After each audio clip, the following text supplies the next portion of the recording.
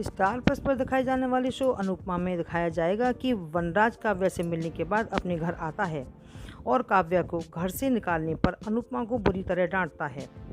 कहता है कि तुमने काव्या को घर से जाने के लिए क्यों कहा। अनुपमा हमेशा की तरह खामोश रहती है।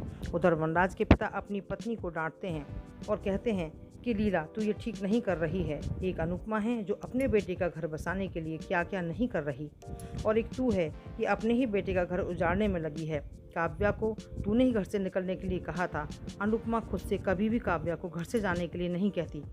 उधर अनुपमा वनराज के कमरे में जाती है और कहती है कि मैं तुम्हारे लिए चाय या कुछ खाने के लिए ले आऊँ, आपने कुछ भी नहीं खाया है।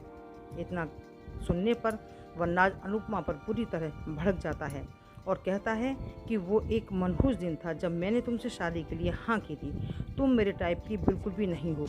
25 साल हो गए, मैं तुमको सॉरी तक तो कहना सिखा नहीं पाया, और तुम क्या सीखोगी। अनुपमा रोती रहती है। तभी वनराज कहता है कि निकल जाओ मेरे कमरे से, और हाथ पकड़कर अनुपमा को कमरे से बाहर निकाल देता है। अनुपमा बाहर लॉन में आकर देविका को फ़ोन करती है और रोती रहती है। देविका आ जाती है और उसको अपने साथ होटल ले जाती है।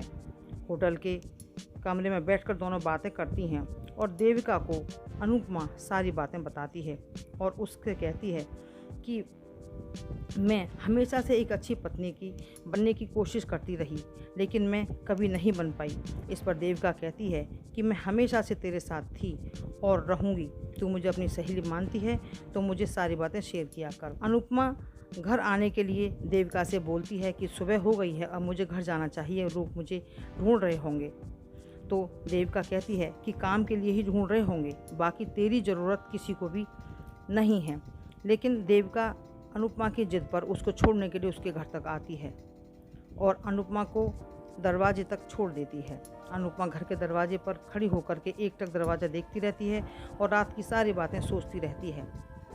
अब आगे क्या होगा ये तो आने वाला वक्त ही बताएगा। क्या अनुपमा घर के अंदर जाएगी? आपको क्या लगता है? कमेंट्स करके ज़रूर बताएं और साथ ही चैनल को लाइक, शेयर और सब्सक्राइब ज़रूर करें।